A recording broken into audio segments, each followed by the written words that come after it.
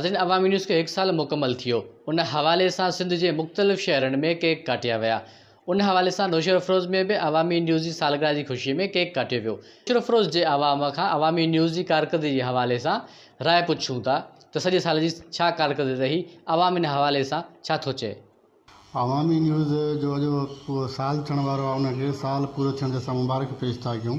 असां ॾिसंदा आहियूं अवामी न्यूज़ चैनल खे, तमामु सुठो चैनल आहे, तमामु सुठो कमु पिया कनि ऐं उमेदु आहे त आईंदा बि सुठो कमु कंदा रहंदा। दोस्तनि खे उमेदु आहे त सुठो कमु कंदा रहंदा। बिस्मिल्लाहिर्रहमानिर्रहीम। अस्सलाम वालेकुम। आऊं सिकंदर अली चांडियो, डायरेक्टर उमिर ग्रीन सिटी। असां अवामी न्यूज़ खे 1 साल जे मुकमल थियण ते अवामी न्यूज़ जी पूरी टीम खे दिलि जे गहराइनि सां मुबारकबाद की पेश कयूं था। असां जूं दुआऊं हमेशह पूरी टीम सां गॾु। तमामु बहितरीनु चैनल, सुठो चैनल, तमामु सुठो कमु करे रहिया आहिनि। अवामी न्यूज़ जी बहितरीनु टीम आहे जंहिं अवाम जे मसइलनि खे उजागर कयो। सभ खां पहिरियां मां अवामी न्यूज़ ऐं उन जी टीम खे दिलि जे गहराइनि सां मुबारकबाद पेश करियां थो।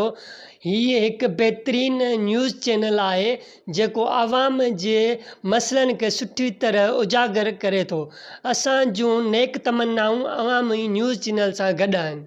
सभ खां पहिरियां त मां मुबारकबाद पेश कंदुसि अवामी न्यूज़ चैनल खे, जिन खे 1 साल मुकमल थी वियो आहे। इंशाअल्लाह ताला असां उमेदु था कयूं त हू बहितर कमु करे रहिया आहिनि ऐं अॻिते बि ग़रीबनि जे लाइ, मिसकिननि जे लाइ उन्हनि जी आवाज़ बणिजी करे अॻिते बि सुठो कमु कंदा। नाज़रीन, तव्हां अवामी न्यूज़ जे लाइ नौशर अफरोज़ जे आवाम जा मुख़्तलिफ़ राय ॿुधा।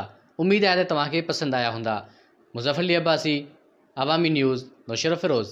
वधीक ख़बरनि ऐं तफ़सील लाइ विज़िट कयो अवामी news Facebook page, YouTube page ऐं अवामी न्यूज़ वेब